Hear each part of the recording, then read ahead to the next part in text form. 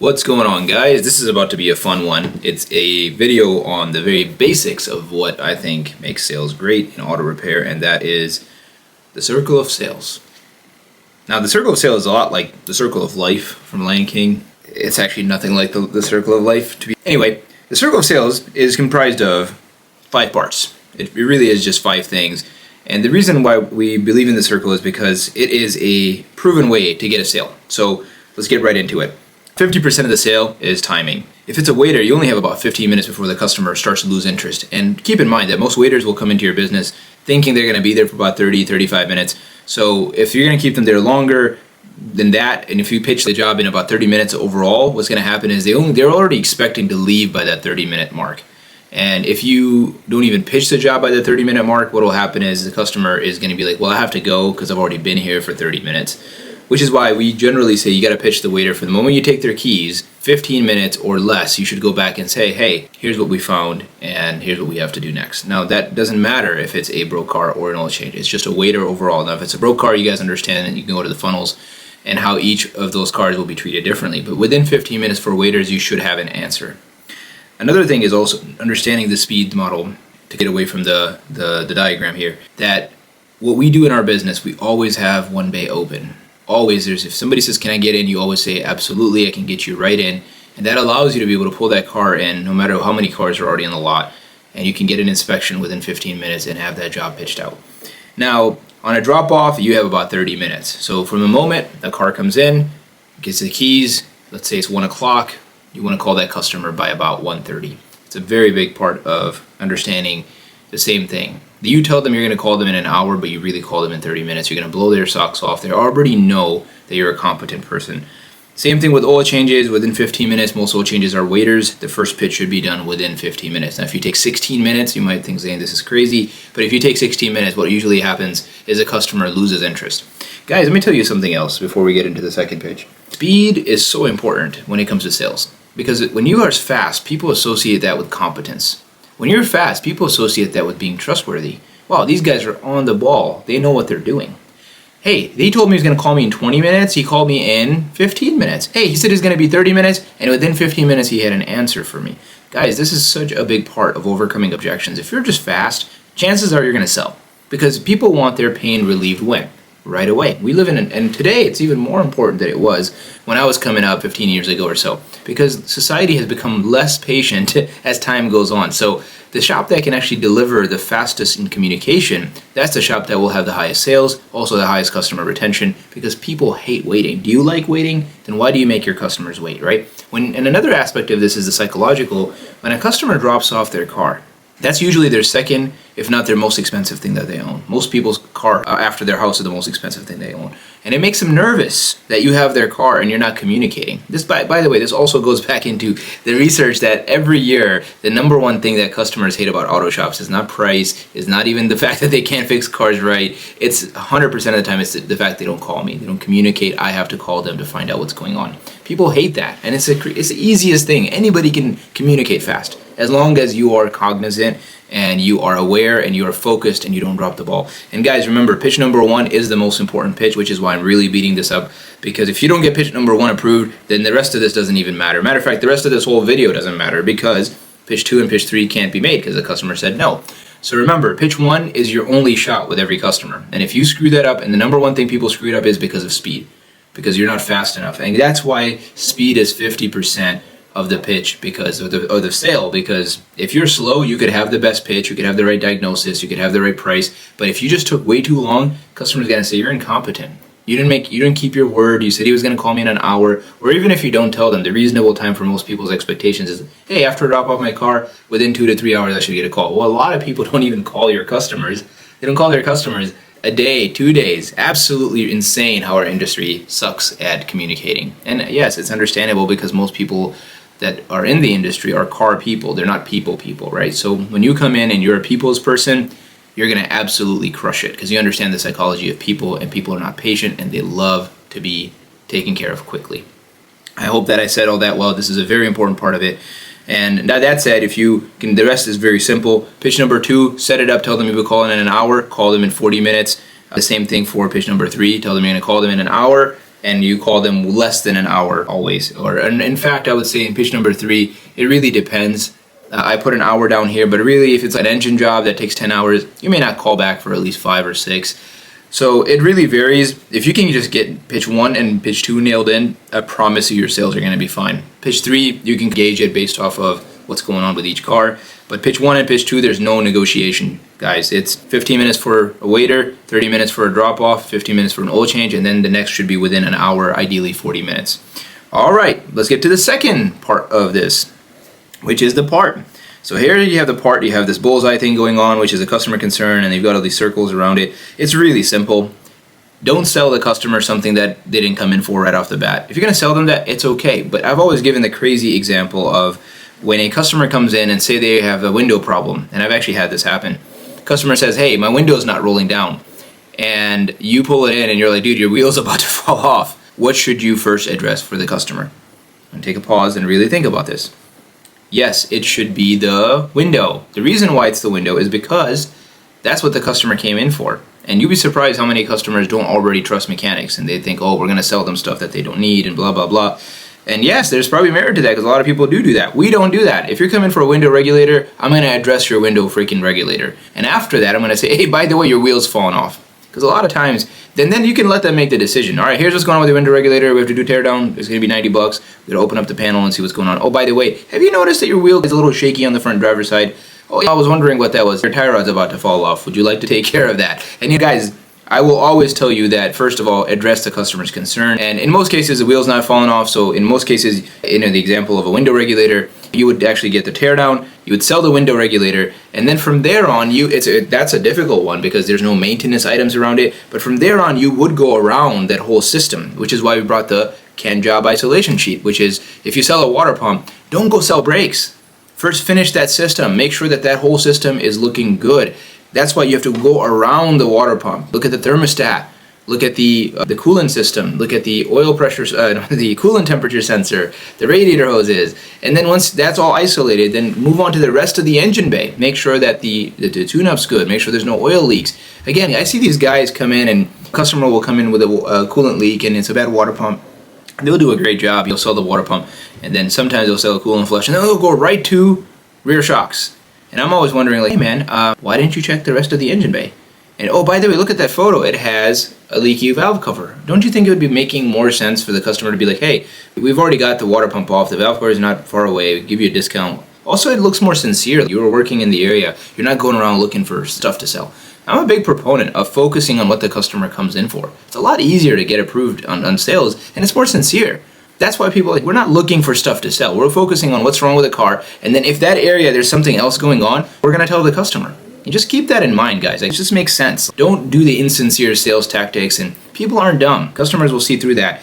Now, it's a different thing if there's a safety concern, the rear shock's broken. Sure, it could go straight from the wall. Yeah, and even then, I would tell you to isolate the cooling system, to sell the water pump, and make sure anything else in that cooling system that's bad needs to be taken care of. The reason why I say that is because a lot of times guys will be like, well, why are we doing this thermostat, man? It's not leaking. The car has 100,000 miles on it. Just needed a water pump. And I'll tell these guys, listen, that's you, but what you don't understand is this customer came to me with a coolant leak.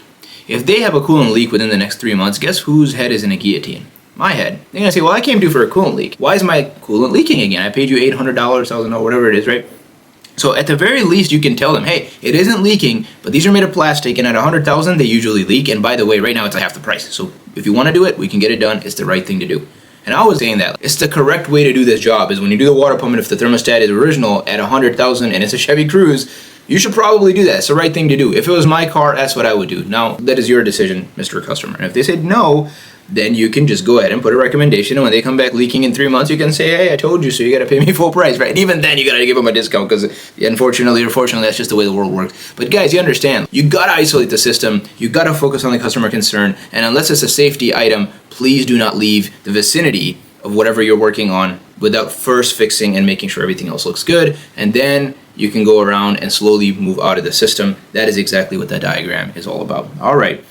The third part is the right size. Now, again, the part is about 20% of the sale, and the speed is 50% of the sale, and now the size of the pitch is 20% of the sale. Now, what do you mean by size, Zane? Size is how much you pitch. Now, this is really interesting. If you notice that I have on here that you don't ever try to go over 600 right out of the gate. So if it's a broke car comes in, the first money that you're going to ask is going to be under 600 bucks. And again, in broke cars, if you remember from the funnels, that it's either going to be a diagnosis you're going to get on the first pitch, or you're going to sell a cleaning, or a teardown, or you just go ahead and sell the job. Now, the third or the fourth, whatever I just said, is if you try to sell the job, it has to be under 600 bucks. Now, why 600? Well, there's lots of reasons for that. The first is sticker shock, because a lot of guys, a lot of shops will do this. A customer comes in and they'll say, oh, the brakes are grinding in the front. It's pads and rotors for sure. It probably will need calipers. We don't know, but we're just going to go ahead and quote it. And it may need hoses. And when you do that, you might as well just do a brake flush. And what they'll do is what we call a kitchen sink the customer. They'll throw everything on that system at the customer. And that's, by the way, that's not even the worst of it. A lot of shops will go ahead and do a full vehicle inspection and find another $2,000 worth of work. So instead of quoting $2,000 for just the brakes that I just talked about, which is brake pads, rotors, calipers, hoses, flush, you try to pitch another $2,000 in, oh, the rear shocks are old and the valve cover's leaking and blah, blah, blah. And then you get this $4,000 estimate over to the customer that just came in to say, hey man, my brakes weren't making noise and you gave me a $4,000 estimate. They don't know what part will actually fix their car because they're not a mechanic. If they were, they wouldn't be there. And that is, in my opinion, why reason number 4 or 5, whatever you want to call it, is why customers hate auto shops, right? It's like, dude, I just came to you for my brakes. Could you just please fix my brakes and just walk me through the process? Because I don't know what the hell this $4,000 means. What is it to actually just fix my brakes, right? That's usually the question most customers will have. And then you'll say, well, really to do pads, rotors, calipers is going to be about $1,400. And then you backtrack. So then what happens, they'll say, well, just do that and I'll come back for the rest. Now what happened is you just destroyed the opportunity to even pitch the rest of the work, right? Because they already said no to you. Now you can't go back because they're like, they already told you no, just fix my car. What we like to do, and there's a lot, by the way, and you also wasted your technician's time doing that full DVI, right? Because that's almost a guaranteed no. What we discovered is there's a better way to do business. Number 1 is you pitch small because you don't know. So we don't like doing full DVIs. If you come to our shops and do for a brakes check, we're going to check your brakes. We're not doing a full freaking DVI right off the bat. We're going to check your brakes and see what does it need. Same scenario, pads, rotors are grinding. We're going to say, Mr. Customer, your pads and rotors are grinding. It may need calipers, it may not. I don't want to quote you because if we can save them, why quote it? And by the way, a lot of times we do save rotor calipers. Sometimes we don't. Well, how much would it be? I can quote it. It's going to be between $200-300 per side, but let's first do the brake pads and rotors and then go from there. Is that fair? That's absolutely fair. We got a coupon, $400. Is that cool? Yep. All right, we'll get started. We got the parts coming. My tech gets in there, opens up the calipers, and let's say one of them is seized up. All right, we call you back. Mr. Customer, like I told you, I was going to call you back in an hour. Here I am. It's been 45 minutes. I've got my best tech on this car. He's amazing. And he noticed that the left side caliper, in fact, is seized up. It is going to need that left caliper, but generally we recommend you do these calipers in pairs because that's the right thing to do. Why? Because we already have it apart. Normally these calipers are $385 a side, and right now I can do them for $200 per side. Does that make sense? Yes, that makes sense. Oh, it was $400 for rear pads and rotors, and you got that? Yes, that makes sense. Then the caliper is going to be another $400. Is that cool? Yep. By the way, the hoses look fine, but a lot of times when you do calipers, they recommend you do hoses. If you want to do them, I could just do them for the cost of the part. It's $80 per side. We can go ahead and do that at no charge in labor if you'd like. We can do that. And then while I'm on the system, we're going to do a brake flush. Normally it's $199. I can do it for $99. Blah. All right. Does that all make sense? What I did was I broke down just each item. And that's, by the way, that's the second pitch because the first one was pads and rotors. The second would be calipers, hoses, and a brake flush. It's about $9.99, Mr. Customer, or whatever, $12.99, Mr. Customer. Does that make all sense? Yes, it does. Great. Now, again, this is the second pitch. All right, I'm going to go ahead and get started. The brake should be fine after this. There's really nothing else we saw. While we're in there, we're going to make sure we check the rest of the car because the brake system is now good. We're going to make sure your car leaves fine and it doesn't come back for something else in the next 2-3 months. When a car leaves our shop, we like to be gone for a while, so that way you're not coming back to us over and over again. So we'll do a full safety inspection on your car, and if there's anything that's deferred due to maintenance or any issues, I'll call you back in an hour. Is that all right? Yes, that's fine. Great. So what I did was what? So different than what we just did in the other pitch, right? Instead of kitchen sinking the customer, we educated the customer, we gave it to them in bite-sized pieces, and we were sincere about it, and we're not wasting our technicians' time. We don't do the full-on DVI, which is a digital vehicle inspection, or a PMI, which is a preventative maintenance inspection, until we have already found and fixed the main customer concern.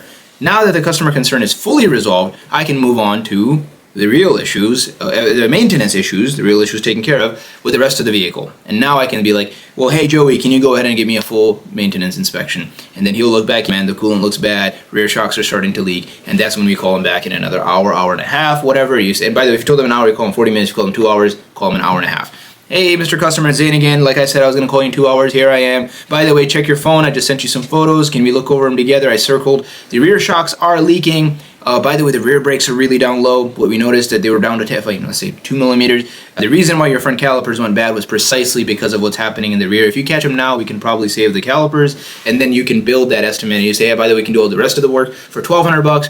They're like, well, do the rear brakes, hold off on the shocks, blah. You can close another $800 on top of that $1,200. Now you're up to $2,000 instead of a freaking goose egg, or the original scenario, which they just approve the brakes at $1,200 and tell you to screw off to everything else, right?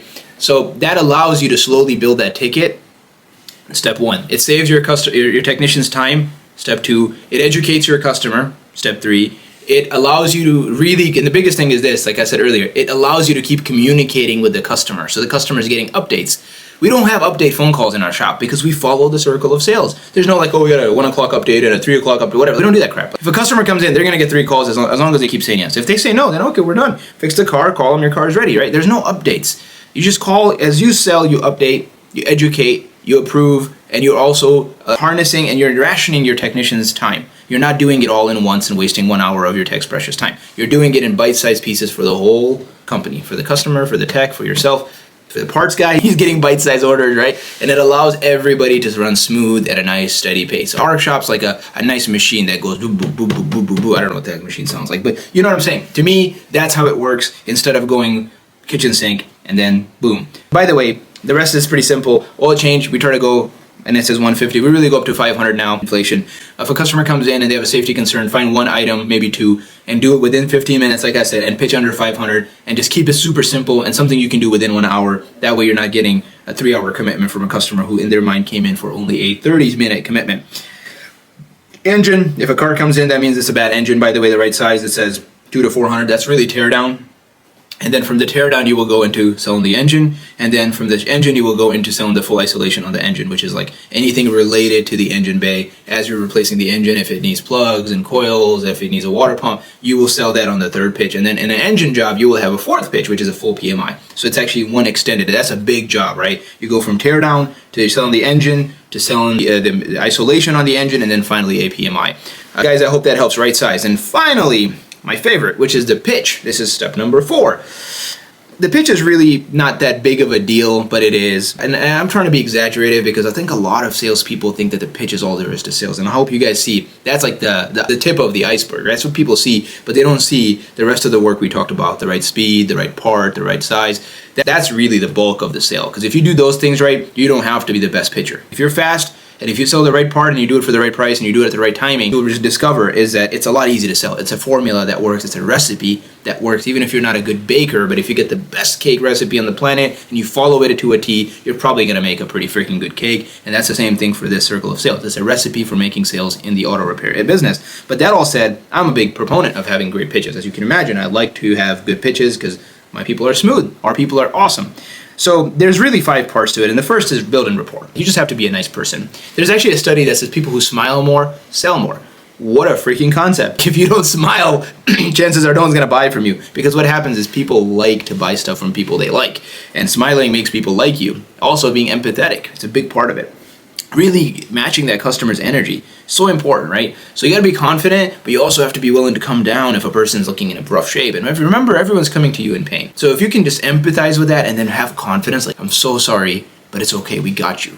You got to look like a really good doctor. Think of a doctor with the best bedside manners and then just be that person. When it comes to the actual pitch, really got to sell the car. This is a big part of it, guys, especially if you're trying to build big tickets. You got to remind that customer that the car is not a piece of crap, because all you're doing is giving them bad news after bad news. And if you don't give them the poop sandwich, as they say, hey, by the way, this Honda Civic, they last forever. I know it's got 100,000 miles on it, but that's nothing for a Honda Civic. I mean, these things last. You need brakes. That's a very normal thing. Your car is not a piece of crap. I literally say that to people. Your car is not a piece of crap because it needs brakes. That means you're just a normal car. You've never had brakes done, and that's a very normal thing to do. Please don't try to trade in your car because you're trying to get brakes done on your car. That's normal.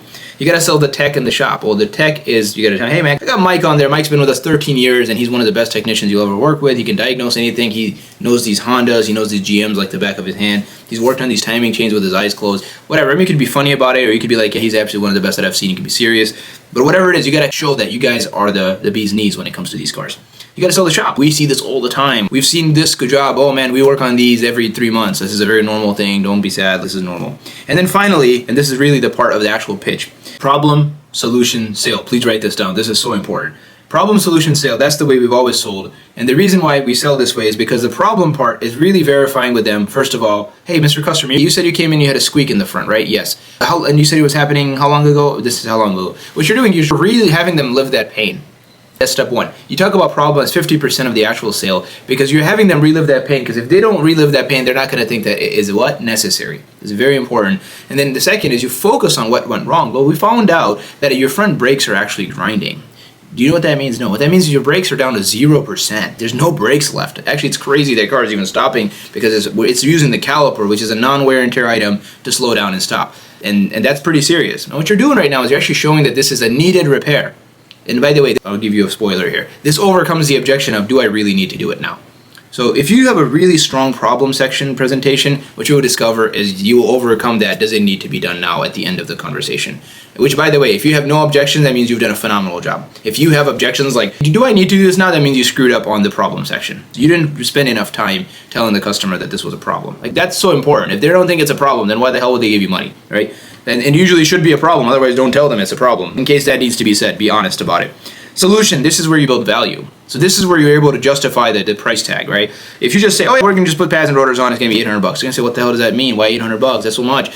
So if a customer ever comes back to you with the objection of it's too much, it's because you didn't build enough value. Remember, the problem builds the need, and the solution builds the value. So you got to talk to them about these rotors on these Hondas. They last, first of all, they last 40,000 miles. Look, that's value because you don't do this every day. Then these are, again, we're going to put some really good pads and rotors on. They're going to have a 2-year, 24,000 mile warranty. We're going to remove both rotors. We're going to clean the hub. We're going to put brand new pads on there. We're going to clean the caliper slides. We're going to put in new hardware, and we're going to make sure everything is perfect. When we're done, we're going to drive the car. We're going to make sure there's no more noise. We'll clean the rest of the stuff. We'll check the rear brakes if they need to be adjusted. And what you're doing right now is you're showing them that it's not just throwing some bolts on a car. There's a process, and there's also a warranty. There's also the fact that you don't have to do this all the time, and we're going to make sure this thing's like test driven and QC, and it's going to be great. And that's how you can be like, all right, by the way, this is normally $989. And by the way, this is when you get to the close. The close is when you just basically say, here's what it is. And the best way to do it is what? To assume the close. That by now you're just like, we're just going to do this anyway. It's a formality for me to even tell you the price. Because if you go smooth, you're just going to get right into the sale. By the way, let me pause here and say this. After each section, and write this down, problem, pause. Does that make sense, Mr. Customer? So after you're done with the problem section of the sale, you basically say, hey, by the way, that is bad. By the way, that squeaky you're hearing is from this, and this is what happened, and the brakes are gone, and it won't stop. By the way, does that all make sense, Miss Customer? And if they say, well, no, it doesn't. And then you say, okay, what part of it doesn't? What you're doing is you're already overcoming objections before moving on. You're smoothing it out before getting to the next stage. If you don't smooth it out, it's going to haunt you at the end. So you gotta pause. I've heard salespeople just go, and then they're like, oh, okay, I'm gonna do it. And then the customer's like, no, hang on a second. What the hell just happened? Like, don't be that guy or girl. You gotta stop and you gotta ask. And the best way to sell for me is the question approach. Hey, do you know what brakes are? No, well, this is what brakes do. This is how long it's been squeaking. Does that make sense? Oh, by the way, when you don't have any rotors left, this is what happens. Did that make sense what I just said? How about how a rotor looks and what grinding is? And I love that back and forth, because what that gives me is gives me feedback in real time if that customer is actually biting on this or not. If they're buying this or not, literally, if they're going to buy this or not. If they sound skeptical, dude, what the hell are you talking about? Then I got to pause and restructure my strategy literally in the scene. And it's really awesome that I love asking questions, guys. You got to ask questions when you present stuff. Like I'm telling you right now. Even when you're teaching stuff, if you see me in front of you, of course, I'm not a fan of this video format, but if you were in front of you, I'm going back and forth. Like, does that make sense? What do you think, man? Hey, man, what do you think, Mike? What do you think, John? What do you think? Just give me some feedback, because that way I can keep adjusting my strategy so that I make sure that you understand what I'm saying. Remember, guys, sales is taking what's here and putting it in that customer's mind. Sales is taking what's here and putting it in that customer's mind, right? It's the transference of belief. If you don't believe that the customer needs brakes, good luck. You're not going to sell crap. But if you believe it and you understand that they're needed, you understand that the solution that we have is the correct one, and you understand that the price that we have is the correct one, then all you got to do is just copy this data and really just teach that to the customer. Sales is the transference of belief. It's taking what you believe and teaching it to someone else. And you got to do it with patience. Some people are really smart. You can just go, and they'll be like, yep, got it, how much? Or some people, you got to go really nice and gentle. You got to be like, does that make sense? All right, then we move on to the next stage. I like doing that way because then everybody can keep up. And sometimes people are like, dude, just get right to the point. I'm like, oh, great, my type of guy. Like, just whoop, and you just put it at full throttle and you can actually present the whole ticket fast. But I always start slow because generally that's my guarantee that I'm going to get the sale. When you get to the close, all you got to do is say, all right, hey, I got great news. We have these brakes in stock.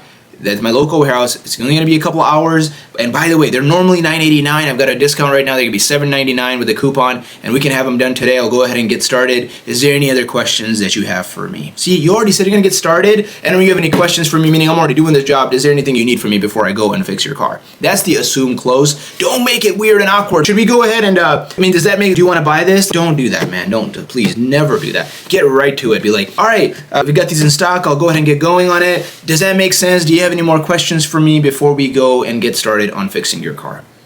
And generally people are not argumentative. They're going to say, well, even if they have an objection, they're going to say, well, hang on, I got some questions. I don't know. Mostly the time what's going to happen is people will be like, dude, this guy just sounds so competent. And especially if you've been pausing after problem and solution and asking questions and getting feedback, by then you should already know it's closed, and they will love you for it because they're like, this is just so seamless. A great sale almost seems like a friend talking to you, and you want to be that friend for the customer, which is really the biggest tip I have on pitches. You should be like a friend, like a genuine friend that really tries to help the customer so that they feel good about doing the deal. And you listen to some of the best sales guys we have in our company, AJ, Shaquille, Jose. When people talk to these guys, the customer really thinks that they're just talking to a friend.